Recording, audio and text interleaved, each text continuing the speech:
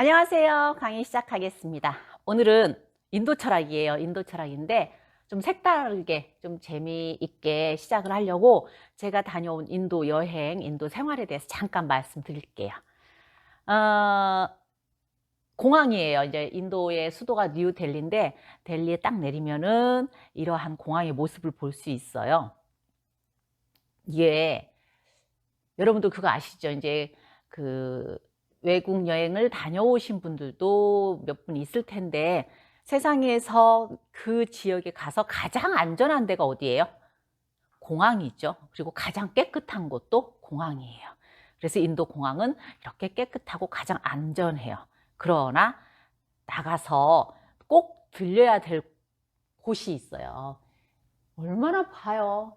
이런 곳이 도시예요. 뉴델리 도시인데 이제 우리나라로 보면 이제 서울 그 시내죠.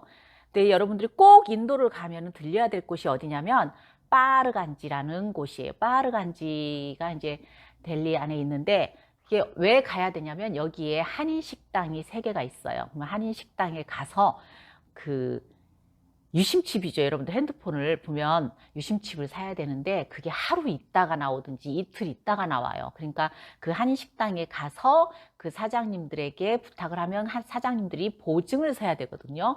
보증을 서서 신청을 하고 하루나 이틀 있다 나오는 경우가 있어요. 이게 다른 지역 같은 경우는 왜 이제 공항에서 유심칩을 사서 바로 이렇게 끼워서 넣으면 바로 그 스마트폰을 쓸 수가 있는데 인도는 하루나 이틀 정도 연락이 두절이 될 때가 있어요. 그럼 이제 이게 상당히 공포스러워요. 그러니까는 3년 전인가 2년 전에 3년 전인가 내가 이제 인도 철학 공부를 하면서 인도에 대해서 이렇게 설명을 하니까 철학과 어떤 여학생이 나는 인도를 꼭 가보고 싶습니다 그러더라고요. 근데 이제 12월 방학 시작하자마자 저한테 카톡이 왔어요. 교수님이 인도를 꼭 지금 가보고 싶어서 지금 공항인데 혼자 출발합니다. 그러는 거예요. 여학생이. 그러니까 그래? 수업 시간엔 내가 자주 꼭 그 젊은 사람들이 가봐야 할 곳이라고 그 강조를 했지만 진짜 여학생 혼자 간다니까 겁이 나더라고요. 그런데 그 다음 날 우리나라 뉴스에 이제 인도로 간 대학생 한 명이 실종이 됐다고, 여학생 한 명이 실종이 됐다는 뉴스가 나오는 거예요. 제가 얼마나 놀랬겠어요, 세상에. 혹시 만약에 그 친구가 실종이 됐다라고 그러면 어마어마한 사건이기도 하고 전북대도 난리 나고 또 저도 난리 나고 제가 이제 겁을 잔뜩 먹었죠. 그랬더니 그 친구한테 카톡을 했더니 받더라고요. 그러니까는 이게 어떻게 된 거냐면 서울에서 어떤 다른 여자 친구가 이제 혼자 뉴델리를 갔나 봐요. 갔는데 이렇게 아까 유심칩처럼 하루 있다 이틀 있다가 나오니까 스마트폰을 사용이 할 수가 없어요. 없다 보니까 그쪽 서울에 있는 다른 여학생 부모님이 이제 신고를 했나 봐요. 실종으로. 그래서 실종 신고가 돼버린 거예요. 근데 나는 여기서 또 이제 서운한 게 뭐냐면 이제 전북대 그 철학과 여학생하고는 전혀 관계가 없는 일인데 우리나라 기자들이 정말 마음에 안 드는 거예요. 분명히 그 다음날 찾았거든요. 찾았는데 6개월 후에 뉴스에 나오는 거예요. 6개월 전에 인도로 간 실종된 여학생 하루 만에 찾은 그렇게. 이제 이렇게 계속 그 뉴스에 나오다 보니까 인도는 무서운 곳, 가면은 위험한 곳, 성폭행 당하는 곳. 예를 들어서 몇 년 전에 그 버스 성폭행 사건 여러분들 인도 가면 여학생이 당했다라는 거 다 알아요. 근데 그거 하나만 기억하고 있다라는 거죠. 그래서 인도는 무섭고 성폭행 당하고 여자 혼자 가면 안 되는 곳, 사기꾼이 더 많은 곳, 뭐 이렇게 그 계속 방송이 되다 보니까 인도에 대한 안 좋은 인식만 심어져 있는 거예요. 사실은 제가 인도를 자주 가도 그렇게 위험한 곳에 가진 않거든요. 근데 좀 안타까워요. 이렇게 뉴스만 방송이 되는 것이. 근데 사실 전 세계적으로 도둑놈이 제일 많은 데가 어디예요? 우리나라 사람뿐만 아니라 세계 사람들이 여행 가면서 한 50%는 핸드폰을 잃어버리고 오는 곳이 유럽이고 참 무서운 지역들이 있잖아요. 근데 이제 그걸 모르고 인도에 대한 너무 안 좋은 인식들 사실은 솔직히 더러워요. 솔직히 깨끗한 곳이라고는 찾아볼 수가 없어요. 전 세계적으로 미세먼지가 가장 많은 곳이 인도예요. 중국의 10배가 넘어요. 그래서 앞이 아예 안 보여요. 내가 저런 곳을 지나가나 싶을 정도로 그 확인 불가능할 정도로 앞이 안 보이는데, 이렇게 더러운 곳에 대한 인식만 있다 보니까 이제 오늘 제가 이렇게 영상을 보내드리고 나면 인도를 가고 싶었는데 절대 가면 안 될 것 같아요 라고 하는 친구들도 있는데, 사실은 이제 조금 재밌으라고 제가 그 인도 여행을 지금 소개를 하는 것 뿐이니까, 제 경험에 의한 거니까 그렇게 나쁘게는 안 보셔도 돼요. 근데 여러분들 인도 가면 꼭 가시는 데가 어디예요? 타지마할이에요. 또 하나가 겐지스강이죠. 이 두 곳은 꼭 가요.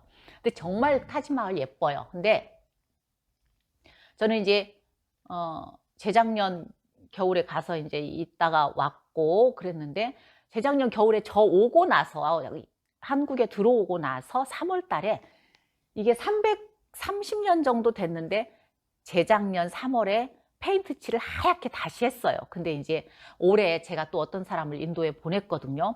근데 그 사람이 와서 어쩜 330년이 됐는데 저렇게 깔끔하고 저렇게 관리를 잘하고 있었어요. 막 그래. 그래서 그거 재작년에 페인트 칠했는데 그랬거든요. 정말 관리도 잘 되어 있어요. 여기가 이제 겐지스강이에요. 인도 가면 꼭 들려야 되는 거죠. 어머니의 젖줄이라고 해서 가장 성스러운 물이 흐르는 곳이고, 죽기 전에 꼭 한 번씩은 가야 되는 인도 사람들의 희망의 성지죠. 참회를 하러 물에 들어가서 몸을 적셔야 되는 거고, 성수라고 하죠. 그 물을 떠와서 집에 보관을 하면서 기도도 하고 그래요. 빈디라는 것이 있어요. 이렇게 인도 사람들 보면 이렇게 이마에다가 제3의 눈이거든요. 이게 제1의 눈은 어디예요? 우리가 볼 수 있는 이 눈이에요. 제2의 눈은 어디예요? 마음의 눈이라고 그러거든요. 제3의 눈은 직관력, 통찰력이 발달되어 있는 양미간 사이예요. 이 제3의 눈에다가 이제 색을 칠하는데, 옛날에는 이게 그 신부를 표시하는 거였어요. 브라만 계급은 백색을 칠하고 보석을 박는다든지, 크샤트리아 계급은 적색을, 바이샤 계급은 황색을, 슈드라 계급은 흑색을 칠했는데, 요즘은 그런 개념 없어요. 그냥 다 뭐 적색을 칠하는 사람들이 많아요. 이게 이제 발효된 우유예요. 인도에서 가장 많이 먹는 그 발효식품인데, 우유를 이제 발효시키는데 저도 이제 계속 집에서 만들어서 지금도 아침마다 한 잔씩 먹고 있거든요. 라시라는 건데, 이렇게 라시를 전문적으로 파는 가게나 아니면 레스토랑 가서만 라시를 주문을 해서 먹어야 돼요. 예를 들어서 길에 가다가 남자들 한 서너 명이 모여 있는데 헤이 헤이 부르면서 이제 라시를 한 잔씩 주잖아요. 그걸 절대 받아 먹으면 안 돼요. 그걸 받아 먹으면 그 속에다가 수면제 타서 그거를 먹고 잠들면 소매치기를 당한다든지 다른 이제 일이 벌어지기도 해요. 그래서 길에서 모르는 사람들, 남자들이 주는 라시는 받아 먹으면 안 돼요. 정말 더러워요. 정말로 고개를 들고 다닐 수 없게. 하늘은 뭐 미세먼지 때문에 하늘이 안 보이기도 하지만 하늘을 볼 겨를이 없게 땅바닥이 더러워요. 그리고 이 땅바닥은 오직 많은 동물들과 인간의 똥으로 뒤덮여 있어요. 그래서 눈을 앞을 본다든지 하늘을 보고 가면은 발바닥은 똥을 밟고 걸어가고 있어요. 근데 이제 저희가 살면서 아침에 이렇게 눈을 떠요. 그래서 이제 강가로 저는 이제 명상센터로 들어가는데, 아침에 이제 호숫가에 가서 명상을 한다고 가요. 이제 한 6시, 5시 반쯤 일어나서.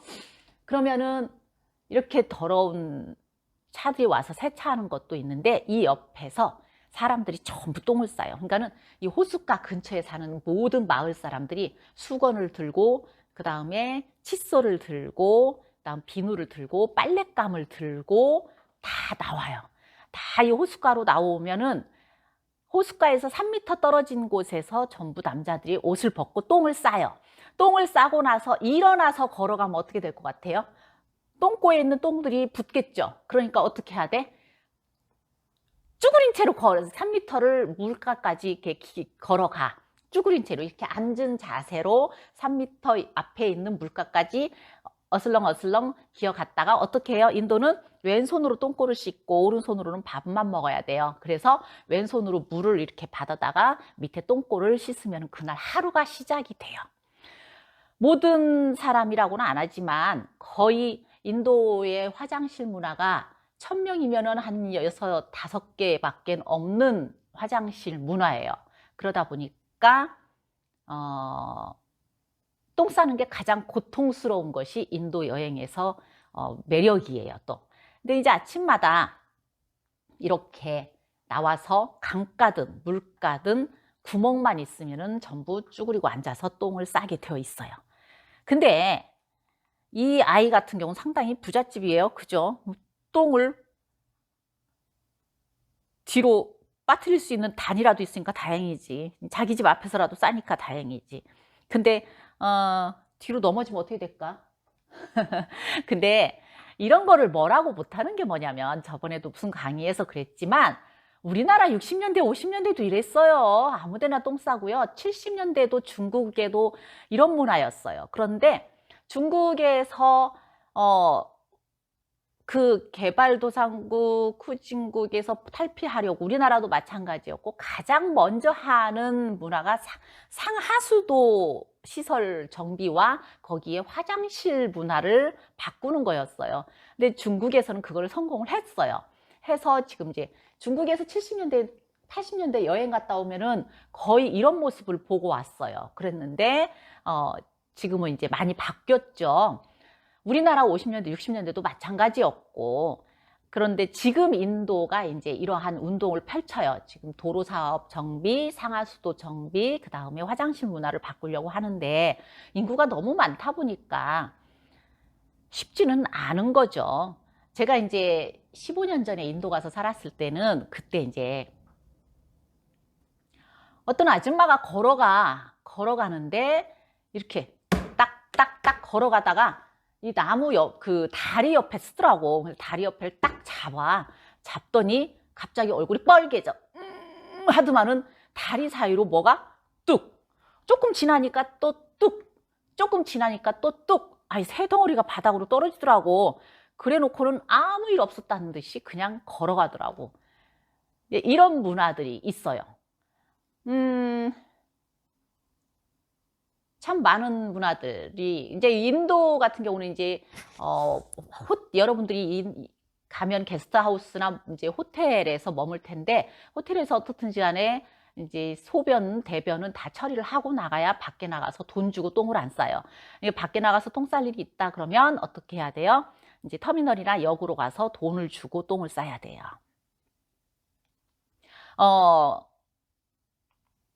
이게 이제 저희가 15년 전에, 16년 전에 갔을 때는 저희 큰아들, 둘째 아들하고 같이 갔을 때는 아주 가난하게 여행을 했었어요. 정말 배낭을 메고, 거지처럼 그 여행을 다녔었거든요. 왜냐하면 워낙 이제 오래 머물다 보니까 경제적인 면도 있었고, 그리고 이제 공부를 하러 갔었기 때문에 이렇게 넉넉한 형편은 아니었었어요. 근데 모텔을 들어가면, 게스트하우스를 들어가면 이제 화장실이 이런 식이에요. 이제 다리를 벌리고, 이건 아주 고급진 데죠. 근데 이 화장실에 뭐가 없어요? 휴지통이 없어요. 휴지통이 없고, 또 뭐가 없냐면 여기에서 어떻든 세수도 하고 살아야 돼요. 이제 수도꼭지를, 똥을 싸고 나면 물을 틀어요. 이제 수도꼭지에서 나오는 물을 받아가지고 왼손으로 이제 자기 밑을 닦는 거예요. 화장지가 없기 때문에. 근데 이제 설사를 하다 보면 어떻게 될 것 같아요? 상상을 해보세요. 근데 긴 시간을 여행을 하다 보니까 한국 맛이 너무 그리운 거예요. 정말로 너무너무 한국 맛이 그리워서 시장을 갔어요. 시장을 가서 배추하고 칠리 파우더하고 이제 고춧가루죠. 그다음에 이제 갈릭 파우더하고 슈가하고 그다음에 이제 솔트하고 사가지고 와서 여기서 요만한 코펠에다가 김치를 담았어요. 근데 딱 하루밖에 못 먹거든요. 날씨가 한 4, 50도가 되니까 그 다음날 다 씌워서 버려야 돼요. 근데 그 하루 저녁에 먹었던 김치 맛, 이런 데서 담았던 김치 맛도 최고였어요. 최고. 상상도 못하죠. 어우, 어떻게 그래, 좀 안 먹고 말지라고 여러분 그럴 것 같은데, 가서 걸리는 향수병의 김치 맛은 최고였어요. 그리고 여러분들도 이제 세계적으로 여행을 다니다 보면은 생각나는 것이 뭐예요? 꼭 한국 와서 먹어야 될 거? 라면 국물 냄새, 김치, 또 삼겹살과 소주 먹고 이런 거 생각이 나는 거잖아요. 인도는 기차를 기다리는데 최고로 빨리 오면 2시간, 네, 2시간에 와요. 그러니까 예를 들어서 밤 12시 기차다 그러면은 연착되고 연착돼서 2시쯤 와요. 일찍 오는 거예요. 보통 3시쯤 기차를 타요. 12시 표를 끊었는데 3시쯤 기차를 타요. 이게 연착이 이렇게 자연스러워요. 이렇게 기다리는 것도 그냥 자연스러운 문화예요. 그런데 이제 저희는 아까도 말씀드린 대로 여유가 없기 때문에 3등칸 최하 그 기차를 타요. 고급스러운 데는 탈 수가 없으니까. 그럼 이게 3등칸이다. 여기 사람 누워보세요. 위에 그 천장이 이만큼, 누우면 요만큼이에요. 그러니까 딱 공간이 한 40cm예요. 여기에 그대로 반듯하게 누워 있어야 되는 거예요. 근데 자리가, 똑같은 자리가 안 나와요. 뭐 제가 뭐 밑에 뭐 아빠가 2층, 첫째가 3층 이렇게 누울 수가 없어요. 이제 자리 얻은 것만으로도 감사하니까. 그러다 보면 저는 여기, 뭐 남편은 여기, 큰애는 여기, 뭐 이렇게 나눠서 하거든요. 근데 이제 한번 제가 되게 놀랬던 게 뭐냐면, 둘째가 너무 힘들었던 거예요. 진짜 너무 고통스럽고 힘들었나 봐요. 배낭을 메고 계속 이제 배낭 여행을 다니다 보니까. 근데 이제 잠이 들었는데, 저는 이제 이쪽에서 이제 3층에서 눈을 감고 잤어요. 저희 둘째는 이제 저쪽에서 잔 거예요. 저쪽에서 잤는데 한참 자고 있는데 뒤에서 누가 똑똑 저를 두드려요. 그래서 이렇게 돌아서 봤는데 인도 사람이 얼마나 새카매요? 새카만 얼굴에 이만 이렇게 나와 있는 인도 사람 남자가 저를 뚝뚝 두드리는 거예요. 그래서 딱 눈 뜨자마자 돌아섰는데 요만큼에서 어떤 남자가 이만 이렇게 하얗게 하고 있는데 얼마나 제가 놀랬겠어요. 그래서 왜 그러냐고 그랬더니 우리 둘째 아들이 저쪽에서 자고 있는데 바닥으로 코피를 뚝뚝뚝 떨어뜨리더래요. 그걸 보고 이제 저한테 와서 알려준 거예요. 근데 정말로 우리 아들 코피 흘려가지고 아픈가 보다 걱정되는 것보다 내가 더 놀란 건 뭐예요? 그 사람 얼굴이었어요. 너무 무서워가지고. 참 힘들게 돌아다니면서 공부하고 그랬는데 지금은 이제 이렇게 말할 수 있는 여유가 있고 추억이 되기도 하죠. 인도에서 기차를 타면 이렇게 탈 수 있어요. 안에서 타면은 이렇게 안에서 타면 감사한 거고, 여기도 얻을 수 없으면 어떻게 돼요? 이렇게 타요. 근데 재작년이죠. 이게 딱 2년 됐구나. 2년 전에 이제 스리랑카 이제 불교 성지들이 워낙 스리랑카에 많기 때문에 제가 이제 불교 철학 강의를 하잖아요. 그래서 이제 인도에서만 불교 성지를 돌아다니는 게 아니라 이제 스리랑카가 남방 불교의 최고예요. 그래서 스리랑카 불교 성지를 돌아다니러 이제 재작년 딱 2년 전 1월, 2월에 갔었는데 기차가 가는데 이렇게 가요. 헤 하고 손을 흔드는데 정말로 저 사람들은, 우리는 저 모습이 신기하지만 저 사람들은 외국인을 본 우리를 더 신기해해요. 그러니까 서로 신기해하면서 손을 흔들고 있는 거예요. 이 실제 재작년 장면이에요. 자, 이렇게 좋은 곳도 있어요. 그런데 아무리 좋아도 여러분 그렇게 무시하지 마세요. 이거 호텔이 보통 20만 원, 30만 원이에요. 하룻밤 1박이. 그런데도 인도는 인도예요. 더러워요. 제가 명상센터에 들어가서 묵는 곳인데 이런 침대 하나를 줘요. 이런 곳에서 머물면은 혹시 이게 뭔지 아세요? 이게 벽이에요. 벽을 만들었는데 벽을 뭘로 만든지 아세요? 저 코코넛 잎사귀예요. 그래서 싹 말려서 엮어가지고 벽을 만드는 거예요. 그러다 보니까 저 안에 벌레가 얼마나 많겠어요. 사실은 저 안으로 통해서 들어오는 벌레들이. 그러니까 그냥 벌레하고 같이 자요. 근데 센터에 들어가면 이렇게 모기장 하나 하고 이 침대 하나 하고 모기장 하나 하고 얇은 이불을 하나 줘요. 이불도 아니에요. 그냥 천 하나 줘요. 그런데 지금 이게 몇 센치예요? 60cm인가? 여러분도 60cm에 이렇게 가만 빠듯하게 누워서 자라고 그러면 자겠어요? 이게 반듯하게 이렇게 자야 되는 거야. 근데 이렇게 자다가 뒤척이잖아. 이렇게 뒤척였는데 이 뒤척이면서 이쪽 면이 모기장하고 닿았어. 그럼 그 다음날 아침에 여기가 한 30방, 40방이 모기가 뜯겨 있는 거야. 모기장을 여기서 기다리다가 다 뜯어 먹는 거지. 이러한 명상센터 들어가면 이제 한 20명이 이게 한 방이죠. 한 방에서 이렇게 같이 머물고 살고 있는데, 재작년에도 이제 인도 명상센터에 들어갔을 때, 우리 셋째가, 이제 제가 셋째하고 둘이 같이 갔거든요. 어린아이가 명상센터를 들어와 있으니까, 그때 이제 간식이 밥을 10시에 한 번 주고 저녁 6시에 한 번 줘요. 그러니까 1시에 간식 한 번 줘요. 근데 1시에 간식 한 번 주는데 그때는 정말 운이 좋았어요. 크래커가 나온 거예요. 근데 이제 우리 셋째 아들이 그 크래커를 먹고 있으니까, 아이가 명상센터에 들어와 있으니까 사람들이 신기했나 봐요. 갖고 우리 아이한테 막 그 과자를 몽땅 몰아준 거예요. 몰아줬는데 하루 저녁에 다 못 먹잖아요. 아무리 먹고 싶어도. 근데 이제 배낭에 넣어놓고 그 다음날 일어나서 과자를 먹으려고 열었는데 어떻게 됐을까요? 그 배낭 속이 한 2,000마리의 개미들이 살아 있었던 거예요. 모든 짐을 터니까 개미들이 그냥 우두두두두두두두두 떨어졌던 거죠. 그런 일도 있었어요. 이게 이제 아침 10시에 주는 밥 한 끼예요. 생오이, 카레 하나. 이거는 비트, 여러분들 그 빨간 비트 아시죠? 빨간 무. 생이에요. 이게 다 센 것만 줘요. 그리고 이제 저 카레 좀 줘요. 밥 요만큼 주면 어떻게 해요? 이렇게 토마토 하나 주고 카레 하나 줘요. 그러면은 이거 제 손이에요. 손으로 싹 긁어 모아요. 이렇게 긁어 모아서 막 버물려요. 나는 참 거기 이상한 게, 이렇게 나눠서 줄 거면 어차피 버물려서 다 먹어야 될 거면 처음부터 비빔밥처럼 그냥 버물려 주면 안 될까라는 생각도 해요. 근데 아까 그 빠르간지라고 한인 식당이 있다라고 했잖아요. 이 한인 식당에 가면 짜파게티도 팔고 김치찌개도 팔아요. 이게 연근 조림이고요. 김치고 콩자반도 있어요. 그런데 재료 자체가 인도 재료이기 때문에 한 끼는 신기해서 먹고 한 끼는 한국 음식이 그리워서 먹는데 2끼 정도는 못 먹어요. 인도 냄새가 나요. 왜? 인도 사람이 만드니까. 이렇게 여기도 신라면도 있어요. 볶음밥도 있어요. 가지 찜도 있고요. 감자 볶음도 있고 오이 무침도 있고 그 너트 조림도 있어요. 김치도 있고. 그런데도 한 끼는 먹어요. 2끼는 죽어도 못 먹어요. 인도 냄새가 나서.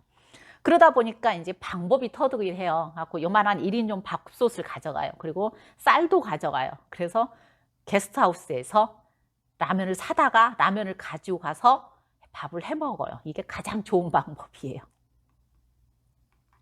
자, 이렇게 해서 인도 여행을, 제가 다녀온 개인적인 여행이지 인도 사회가 이렇다라고는 하는 건 아니고요. 여기를 빗대어서 조금 이따 인도 강의할 때 또 다른 이제 이야기가 나올 수 있어요. 그래서 예시를 들어서 제 경험담을 말씀을 드렸어요. 금방 올게요. 수고하셨습니다.